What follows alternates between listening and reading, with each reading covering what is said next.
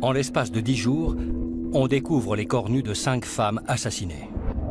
C'était inimaginable. De quoi s'agit-il? Que se passe-t-il dans le Suffolk?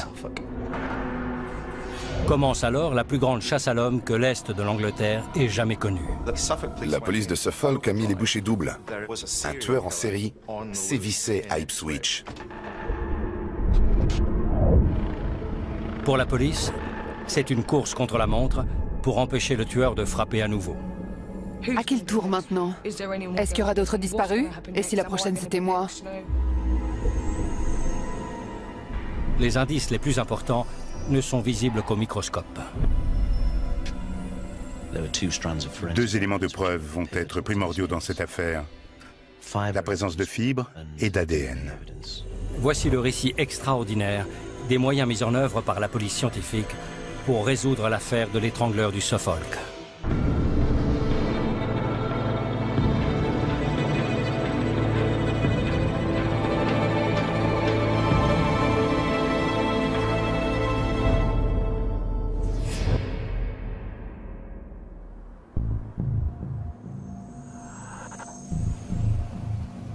Ipswich est une ville portuaire où la prostitution est monnaie courante. Et la consommation croissante de drogue voit augmenter le nombre de prostituées dans les rues. Cette situation inquiète le chef de la brigade criminelle, Stewart Gull. Il y avait en gros plus d'une centaine de prostituées qui travaillaient dans la région d'Ipswich. Elles étaient très vulnérables et en danger. Le lundi 30 octobre 2006, une jeune femme d'Ipswich, Tanya Nicole, ne rentre pas chez elle. La famille de Tanya ignore qu'elle mène une double vie. Combien? 50 €. Pas d'extra. 20 €. 30.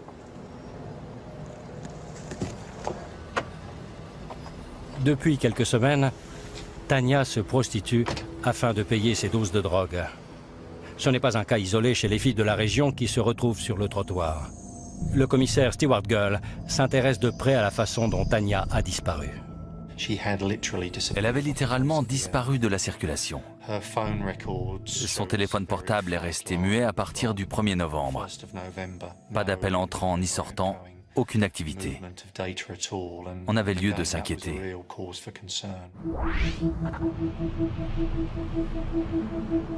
Deux semaines plus tard, une autre jeune femme, Gemma Adams, 25 ans, est portée disparue.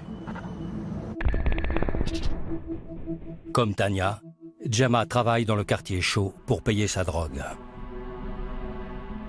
Là, on a commencé à s'inquiéter. Est-ce qu'elles sont enfermées dans une chambre? Est-ce qu'elles ont eu affaire à un dealer et après plus rien? Avec la dope, on ne sait jamais ce qui peut se passer. Pour l'enquête sur la disparition de Tanya et de Gemma, la police fait des contrôles routiers dans les secteurs fréquentés par les jeunes femmes. Veuillez couper le moteur. Vous savez que 2 femmes ont disparu? Non. Tanya Nicole et Gemma Adams. Ça vous dit quelque chose? Non. Non, ça me dit rien du tout. Bien, allez-y.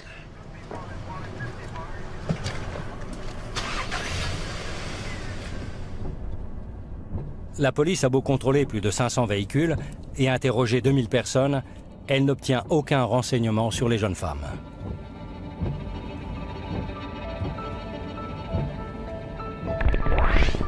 Tanya Nicole a disparu depuis plus d'1 mois maintenant, et Gemma Adams depuis 16 jours.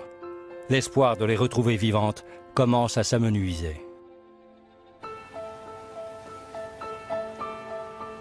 Le matin du 2 décembre, Trevor Saunders, garde-pêche, cherche d'éventuels obstacles dans le Belstead, suite à des inondations causées par de fortes pluies.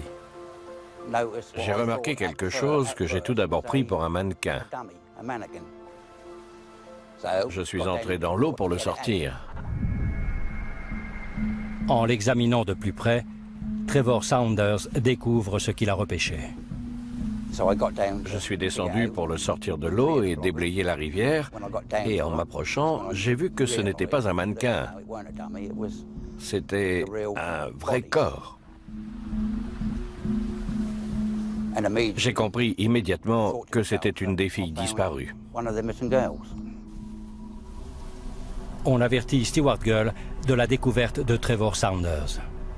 À part ça, rien d'autre. Quelqu'un vient de trouver un corps. Où? Dans une petite rivière, près d'Intlesham.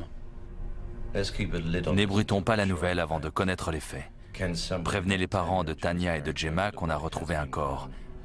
Je ne veux pas qu'ils l'apprennent par les médias. Bien, monsieur. Bien sûr, on ne connaissait pas son identité à ce stade, mais on craint automatiquement le pire. On présumait que c'était soit le corps de Tanya, soit celui de Gemma.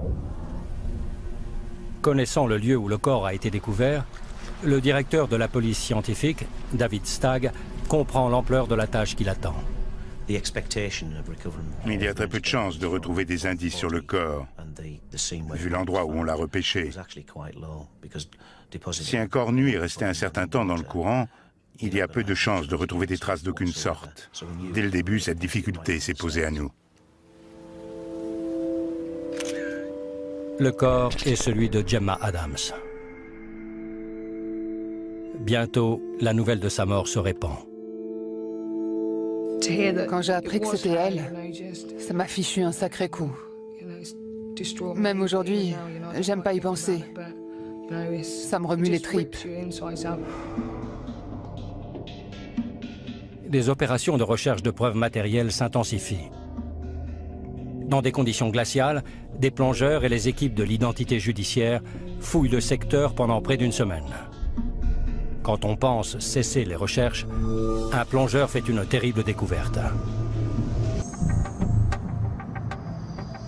En décembre 2006, Tanya Nicole et Gemma Adams disparaissent du quartier chaud d'Ipswich. On retrouve le corps nu de Gemma Adams dans un ruisseau aux alentours de la ville. Puis, au cours d'un ratissage du secteur, un plongeur fait une autre découverte stupéfiante. David Stagg de la police scientifique évoque ses souvenirs. Je me souviens du coup de téléphone qui m'annonçait la découverte d'un autre corps. Quand j'ai demandé où, on m'a dit dans la Belstead. Ça m'a immédiatement interpellé.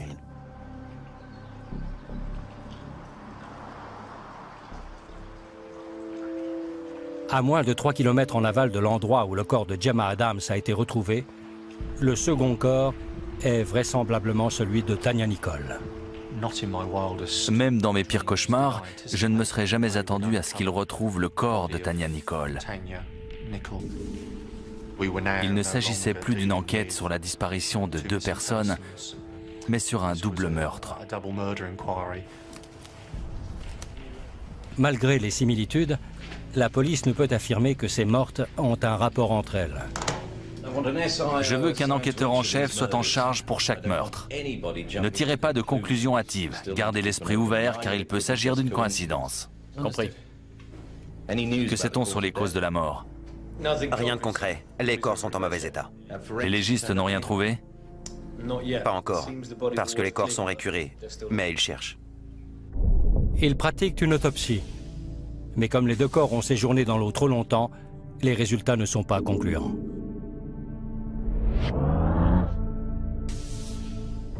Pour le médecin légiste, Ray Palmer, relever des indices sera quasiment impossible. Comme les corps ont passé plusieurs semaines dans le courant de la rivière, la possibilité de recueillir des fibres ou autres débris sur la peau, ou même de l'ADN, est quasiment nulle. Pour le criminologue David Wilson, l'endroit où le meurtrier a déposé les corps indique qu'il est méthodique et réfléchi. Le fait qu'il ait déposé les corps dans l'eau, ce qui allait détruire les preuves en cas d'autopsie, laissait à penser qu'il était ce que les criminologues appellent un tueur organisé. Par organisé, j'entends qu'il a minutieusement étudié le moyen d'effacer toute trace qui aurait pu mener la police jusqu'à lui.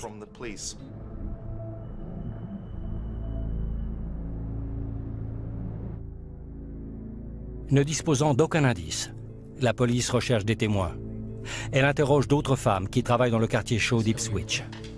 L'une d'elles est une autre prostituée, Paula Clennon. Vous connaissiez bien Tanya? Un peu. Je l'ai rencontrée sur le trottoir. Elle avait l'air sympa, on fumait ensemble. Jolie fille. Quand l'avez-vous vue pour la dernière fois? Il y a une semaine. Peut-être 2. Vous vous souvenez de la date? Du jour? De l'heure? Je crois que c'était vers minuit et demi. 1 heure. Vers la fin octobre. Près de Burlington Road. Burlington Road est l'une des quelques rues qui constituent le quartier chaud d'Ipswich. Des caméras vidéo surveillent le secteur en permanence.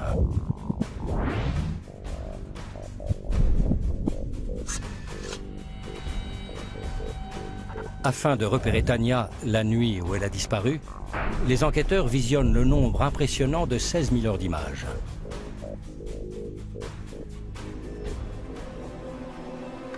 Leur patience porte ses fruits. La nuit de la disparition de Tanya, on la voit monter dans une voiture de couleur sombre. Mais les images ne sont pas suffisamment nettes pour relever le numéro de la plaque minéralogique. Malgré les efforts mis en œuvre pour identifier le tueur, la police reste sur sa faim. Puis elle apprend avec stupeur la découverte d'un autre corps. Un automobiliste avait signalé avoir trouvé ce qui semblait être le corps dénudé d'une jeune femme. On ne s'y attendait pas. C'était inimaginable. Les idées se bousculaient. De quoi s'agit-il? Que se passe-t-il dans le Suffolk? David Stagg est horrifié par la découverte d'un autre corps, moins de 48 heures après le commencement de l'enquête sur le double meurtre. Après la découverte du corps de Tanya Nicole, personne n'avait envisagé que cette série de meurtres allait continuer. Nous avons eu un choc en trouvant le 3e corps. Non parce qu'on avait un 3e cadavre, mais à cause du mode opératoire totalement différent des 2 premiers. Le corps gît à terre, dans un bois retiré, à moins de 15 km du centre d'Ipswich. La disposition du cadavre perturbe Stewart Gull. La victime était nue, dans une pose étudiée. L'agresseur avait visiblement pris son temps pour faire sa mise en scène. Le tueur a disposé le corps en forme de croix.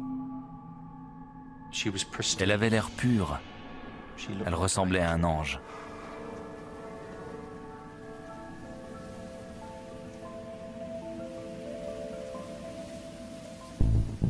Les tatouages caractéristiques du corps permettent d'établir l'identité de la 3e victime. Une femme de 24 ans, Annalee Alderton, mère d'un enfant. Personne n'a signalé sa disparition.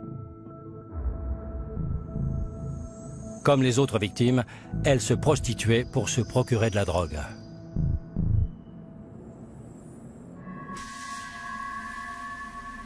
Le corps étant posé sur le sol, David Stagg voit sa première occasion de recueillir des indices sur l'identité du tueur. Le corps d'Annalee Alderton a été déposé sur le sol.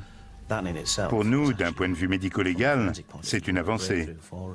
Parce que ça augmente la possibilité de récolter des preuves, pas seulement sur le corps, mais aussi dans l'environnement. Le médecin légiste détermine la cause de la mort, obstruction des voies respiratoires. La strangulation est un acte meurtrier singulièrement intime. Par ce mode opératoire, le tueur exprime la force suprême de son pouvoir et le contrôle qu'il exerce sur la vie d'un autre individu. Les examens révèlent également un autre aspect tragique dans ce meurtre. Annalee Alderton était enceinte de 3 mois. Cette révélation ouvre de nouveaux horizons au chroniqueur d'affaires criminelles Josh Warwick. Quand on a su qu'Annalee Alderton était enceinte, on a relaté l'affaire sous un angle différent. Et tout d'un coup, le grand public a considéré ces cas d'une manière plus humaine, plus terre à terre. Malgré les progrès récents, l'enquête piétine. Un témoin déclare avoir vu Annalee Alderton monter dans un train, une semaine avant la découverte de son corps. Les caméras vidéo du train la filment pendant son trajet. Ce sont les seules informations disponibles.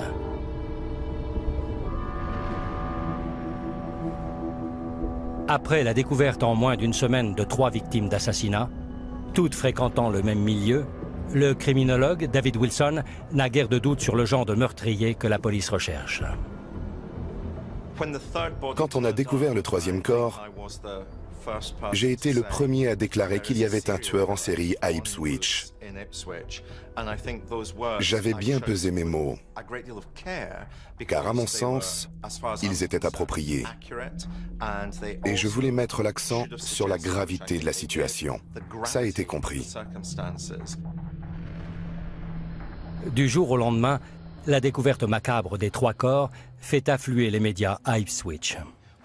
Quand l'affaire a pris de l'ampleur, c'était l'effervescence. On a vu presque immédiatement les rues se remplir d'un seul groupe de gens, des journalistes. C'était la ruée pour trouver coûte que coûte une prostituée à interviewer.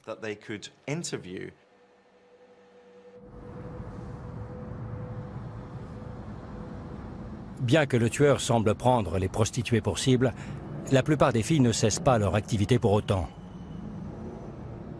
On était inquiètes et on avait peur, mais fallait bien les bosser.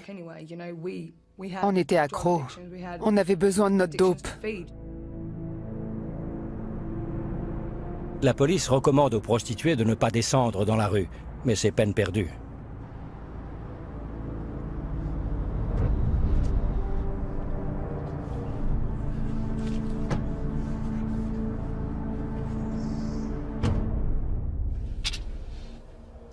Allô? 2 autres femmes sont portées disparues. Annette Nichols. Répétez. Paula Clennell.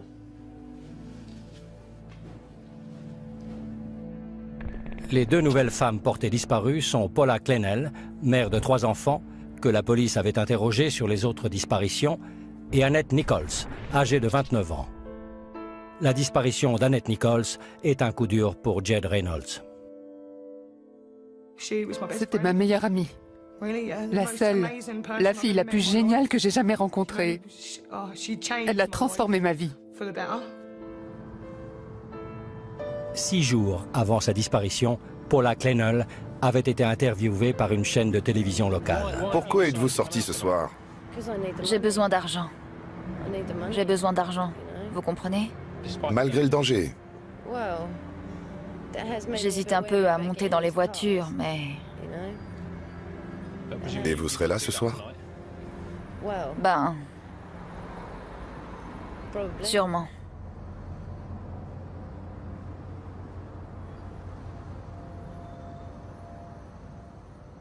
Après les 2 nouvelles disparitions, la police donne une conférence de presse. Le reporter Josh Warwick est stupéfait par la tournure que prennent les événements. Tout le monde a été sous le choc. Nous particulièrement, en apprenant que 2 autres femmes avaient disparu. Elle aussi prostituée et toxicomane. C'était incroyable, inimaginable. Moins de 24 heures après la conférence de presse, une autre nouvelle arrive. On a trouvé un autre corps. Où? Dans les bois, près de l'endroit où était le corps d'Annalee. Nous étions déjà ébranlés par la découverte, le dimanche, du corps d'Annalee Alderton. Rassembler tous les effectifs, délimiter et sécuriser les lieux du crime. Tout de suite. J'étais encore sous le choc, troublé, consterné. Et bien entendu, je me suis rendu compte de la gravité et de l'ampleur de toute la situation.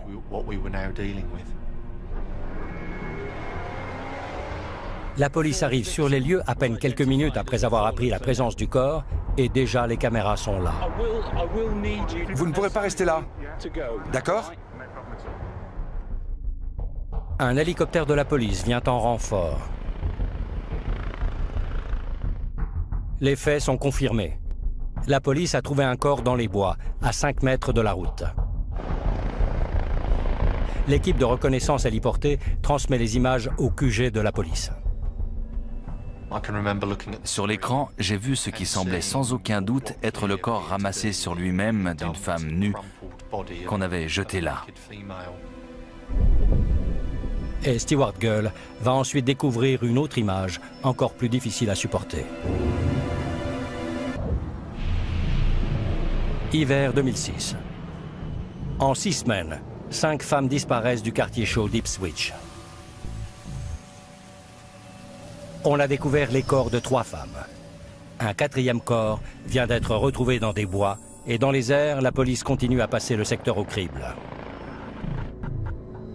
Pour Maggie Williams, qui assiste aux recherches à bord de l'hélicoptère, les choses vont prendre une tournure dramatique. J'ai braqué la caméra sur le premier corps. Puis tous les membres de l'équipe ont décidé de survoler le bois en entier.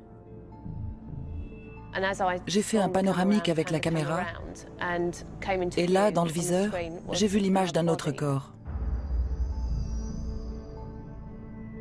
On avait fait une découverte macabre de 2 autres corps dans le même secteur, assez proches l'un de l'autre.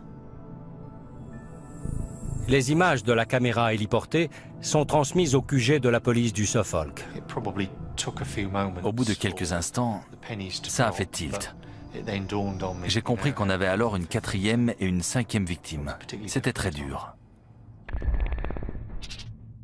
La police identifie les corps comme étant ceux de Paula Clennell et d'Annette Nichols.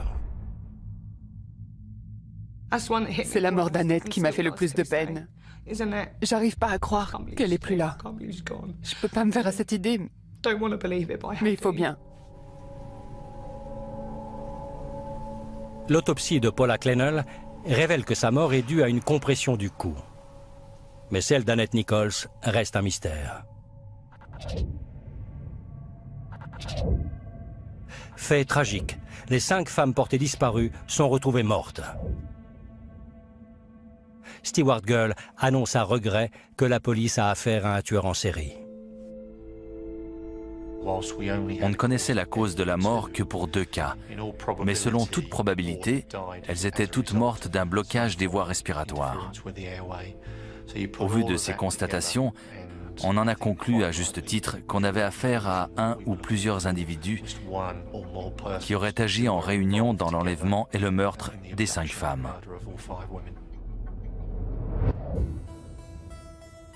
« 600 policiers du comté du Suffolk reçoivent l'aide de 500 autres policiers venus de tout le pays. Commence alors la plus grande chasse à l'homme que l'Est de l'Angleterre ait jamais connue.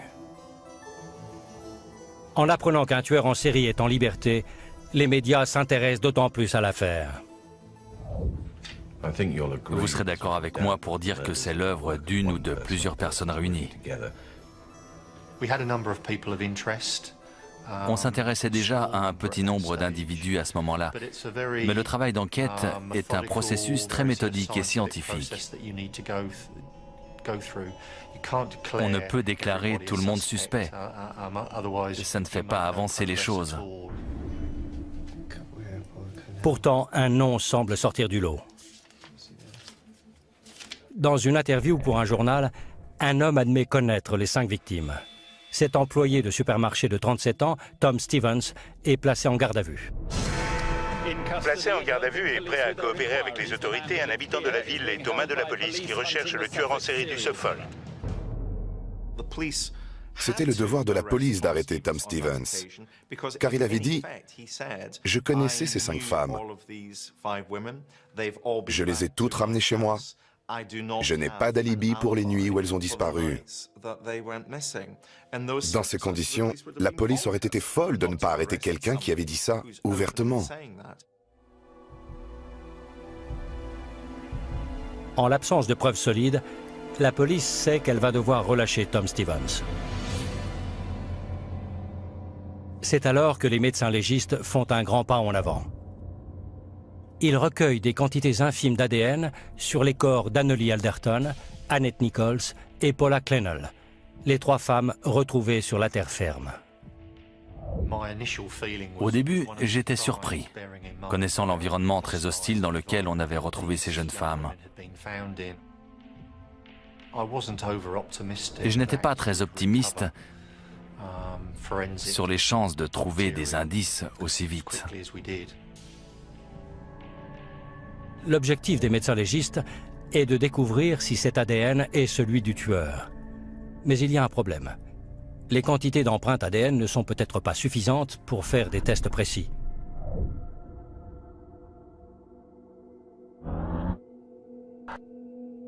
Afin de pouvoir identifier une empreinte génétique ADN, les médecins légistes doivent en analyser une certaine quantité. Une technique connue sous le nom de réaction en chaîne par polymérase permet de faire des copies multiples des brins d'ADN prélevés sur les corps. L'équipe dispose ainsi d'une quantité suffisante d'échantillons génétiques pour les analyser. Les résultats stupéfient David Stagg. Je me souviens que quand j'ai appris qu'on avait trouvé le même ADN sur les 3 corps qui avaient été retrouvés sur la terre ferme, je n'en revenais pas.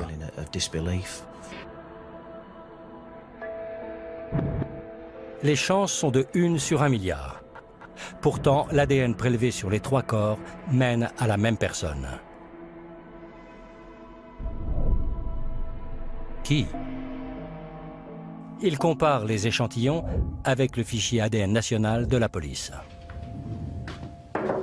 Monsieur, les légistes ont trouvé de l'ADN sur un des corps. On sait à qui il est? Oui.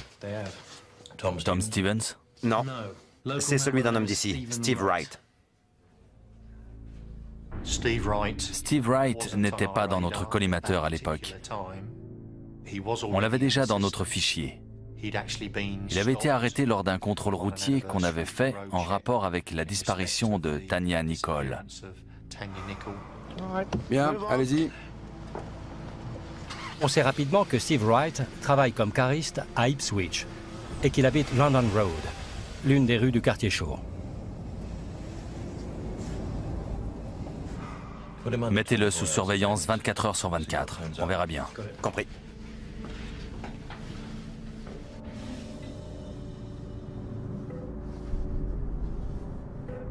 Pour la police du Suffolk, l'arrestation de Steve Wright doit se faire avec prudence.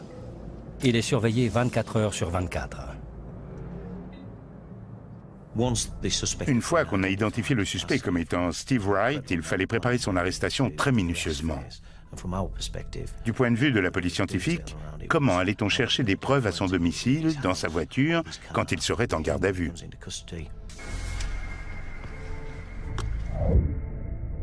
En laissant le temps à la police scientifique de préparer l'arrestation de Steve Wright, Stewart Gull sait qu'il prend un risque calculé.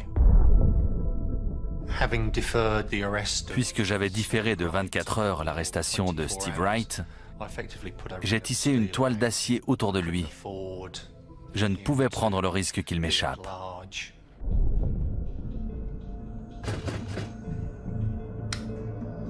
Une fois l'identité judiciaire organisée, la police se rend au 79 London Road, à l'aube du 19 décembre.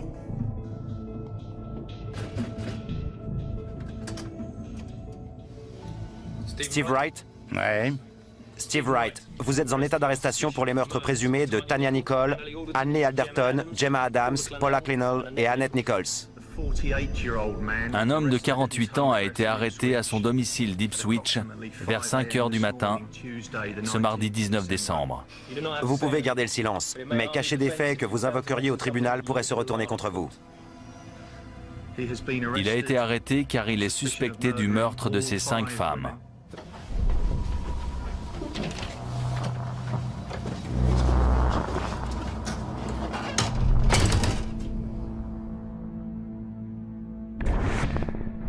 La police explore le passé de l'homme qu'elle croit capable d'avoir tué 5 jeunes femmes. Né à Norfolk en 1958, dans une famille de 4 enfants, Steve Wright vit une enfance malheureuse, sa mère ayant quitté le domicile conjugal peu après son 8e anniversaire. Sans qualification, Steve Wright passe d'un travail à l'autre avant d'être steward sur le Queen Elizabeth II pendant 6 ans. En 1998, il s'installe comme patron de pub, sans grand succès. Après l'échec de ses 2 mariages et une dette de jeu conséquente, Steve Wright trouve un emploi de barman au Brook Hotel. Depuis qu'il a été surpris en train de voler 20 € dans la caisse, son ADN figure au fichier national. Quelques semaines avant la disparition de Tanya Nicole, il emménage au 79 London Road, en plein cœur du quartier chaud d'Ipswich.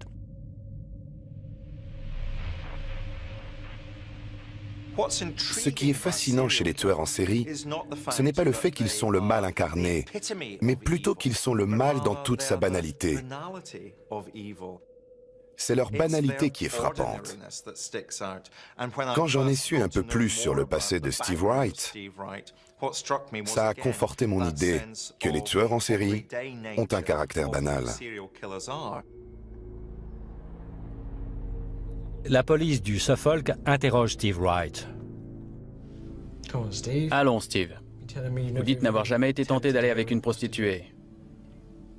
Sans commentaire. Après son arrestation, il n'a répondu que, sans commentaire, pendant les 8 premières heures d'interrogatoire. Il faut parler, Steve. Qu'est-ce qui vous est passé par la tête à ce moment-là? Sans commentaire. Il n'allait pas se livrer à vous, ni à moi. Ce qui nous aurait permis d'assembler les pièces du puzzle, à savoir, pourquoi a-t-il commis ces meurtres? Il y a des traces de votre ADN sur la dernière fille disparue. Sur celle d'avant aussi. Sur leur corps nus.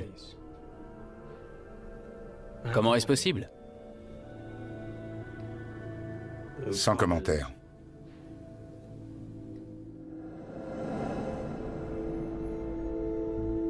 Même si Steve Wright n'avoue rien, son ADN prélevé sur les corps est une preuve suffisante pour que Stewart Gull l'inculpe du meurtre des 5 femmes. Tom Stevens est libéré. La date du procès est fixée pour le mois de janvier 2008.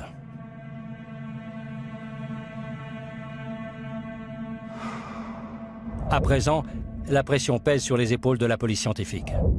Elle doit trouver des preuves probantes qui établiraient un lien entre Steve Wright et les 5 femmes assassinées. La police saisit la voiture de Steve Wright. Une partie de notre stratégie consistait à considérer la voiture de Steve Wright comme une pièce à conviction clé qu'il fallait passer au crible, non seulement en quête de fibres, mais aussi de tout autre élément.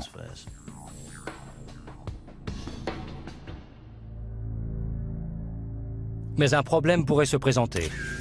Des voisins de Steve Wright déclarent l'avoir vu nettoyer sa voiture comme un maniaque à toute heure du jour et de la nuit.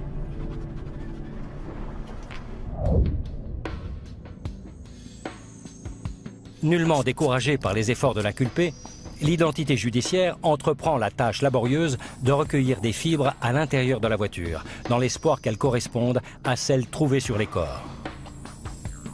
Ces efforts sont récompensés.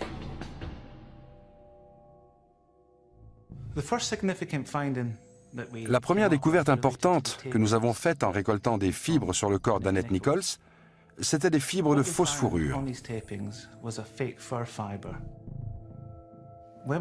En examinant le véhicule de Steve Wright, nous avons trouvé 2 de ces fibres au pied du siège passager. Elles correspondaient exactement à celles d'Annette Nichols.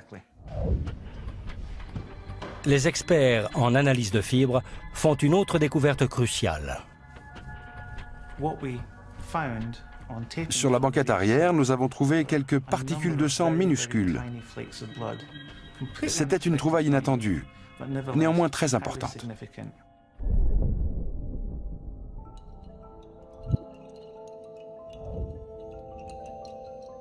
En regroupant les particules de sang en une seule goutte, ils récupèrent suffisamment d'ADN pour faire une comparaison. C'est le sang de Paula Clennell.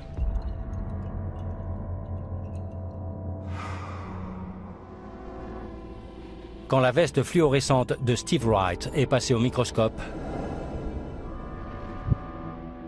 d'autres traces du sang de Paula Clennell apparaissent, ainsi que de celui d'Annette Nichols.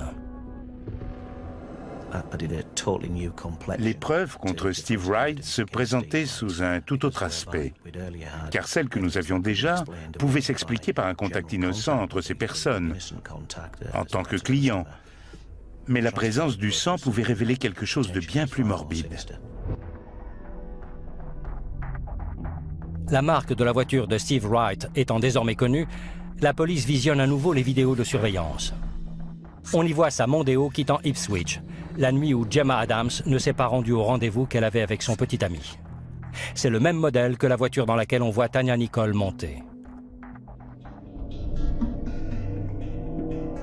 La police a maintenant des preuves irréfutables qui relient Steve Wright à Annalee Alderton, Paula Clennell et Annette Nichols. Mais le lien avec Tanya Nicole et Gemma Adams, retrouvés dans une rivière, n'est pas encore prouvé. Sans ce lien, toutes les poursuites contre Steve Wright pourraient capoter. Steve Wright, 48 ans, suspecté du meurtre des 5 femmes, est arrêté par la police. Les preuves recueillies établissent un lien entre le suspect et Annalee Alderton, Paula Clennell et Annette Nichols, les 3 victimes retrouvées sur la terre ferme. Mais relever des indices sur les corps des 2 premiers cadavres se révèle impossible. C'était crucial pour nous d'établir un lien entre Steve Wright et les meurtres de Tanya Nicole et Gemma Adams. On savait qu'il était pratiquement impossible de trouver de l'ADN sur ces corps, car ils avaient été déposés dans l'eau.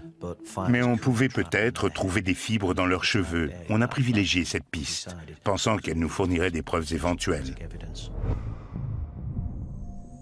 Décidés à établir un lien entre Steve Wright et les 2 premiers meurtres, les médecins légistes récoltent tout ce qu'ils trouvent dans les cheveux de Tanya Nicole et Gemma Adams. Ils extraient plus de 2 kilos de débris. Ils filtrent tous les éléments et passent des semaines à analyser la plus infime particule.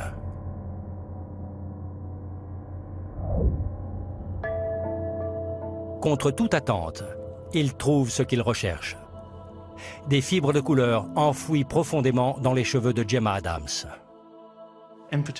Nous avons trouvé entre autres des microfibres bleues en polyester qui correspondaient à celles du pantalon de survêtement de Steve Wright. Nous avons trouvé des fibres rouges en acrylique également présentes dans sa voiture et sur le canapé de son séjour.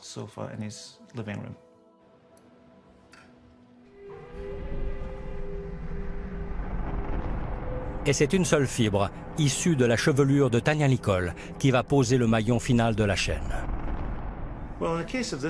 Cette fibre, que nous avons extraite de tout l'amas de débris emmêlés dans les cheveux de Tanya Nicole, est une fibre noire en nylon. Elle a une structure bien particulière et on l'utilise fréquemment dans la fabrication de moquettes. D'où vient cette fibre noire? Une fois encore, la Mondeo de Steve Wright donne la réponse. La fibre correspond à celle du tapis de sol de la voiture. C'était très important pour nous, car ça prouvait que Tanya avait été dans sa voiture. Mais restait une question, comment les fibres du tapis étaient-elles arrivées dans ses cheveux? La conclusion était évidente. Sa tête avait subi un contact forcé avec le tapis de ce véhicule. Ça aurait pu être pendant la strangulation ou pendant le transport de son corps vers le lieu où il a été déposé. La police scientifique a maintenant une preuve qui relie Steve Wright aux 5 victimes.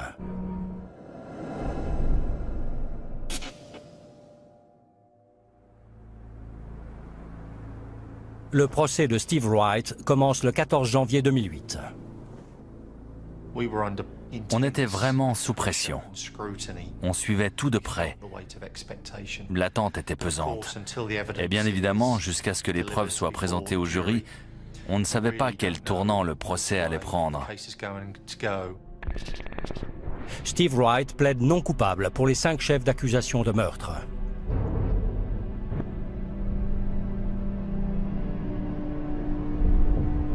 Pendant 2 semaines, l'accusation présente contre l'accusé les preuves que la médecine légale et les caméras de surveillance ont fournies.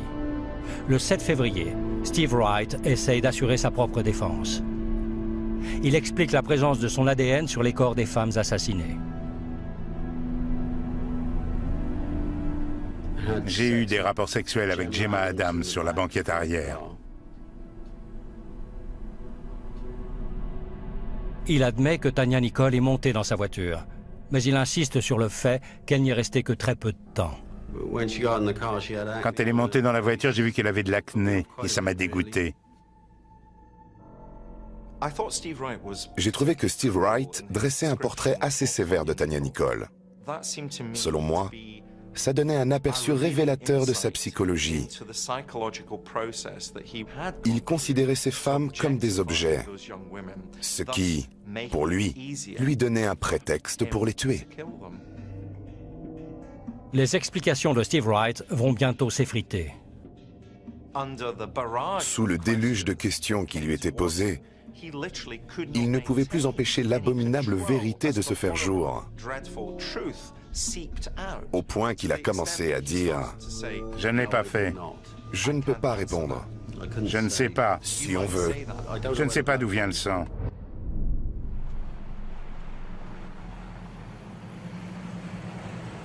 Le procès dure plus d'1 mois. Le jeudi 21 février, après 6 heures de délibération, le jury donne son verdict.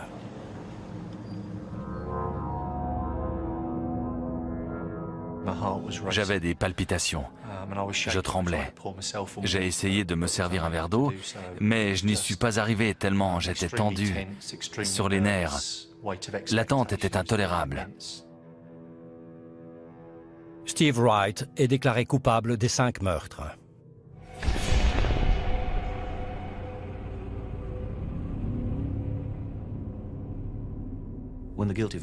Quand le verdict de culpabilité est tombé, d'une part, nous étions tous soulagés. Et d'autre part, nous, l'équipe de la police scientifique, nous étions très fiers, parce que nous avions joué un rôle important dans l'enquête. Le juge prononce la condamnation à perpétuité. Steve Wright finira ses jours en prison. Il s'agissait de faire comparaître un tueur en série devant la justice. Et la justice a été rendue. Mais plus que tout, c'était un soulagement pour les familles. Elles pouvaient enfin faire leur deuil et tirer un trait sur cette période très difficile de leur vie.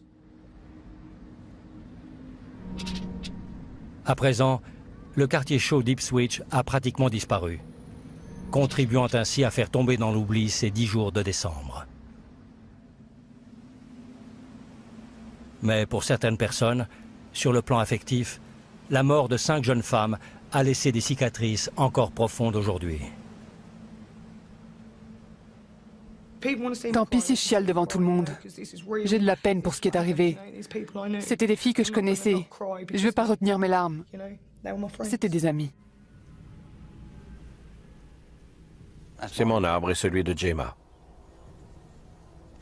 Peu importe ce qu'elle faisait. C'était tout de même un être humain, et jeune en plus. Espérons que ces fleurs reviennent tous les ans pour amener de la couleur sur ses joues, où qu'elles soient maintenant.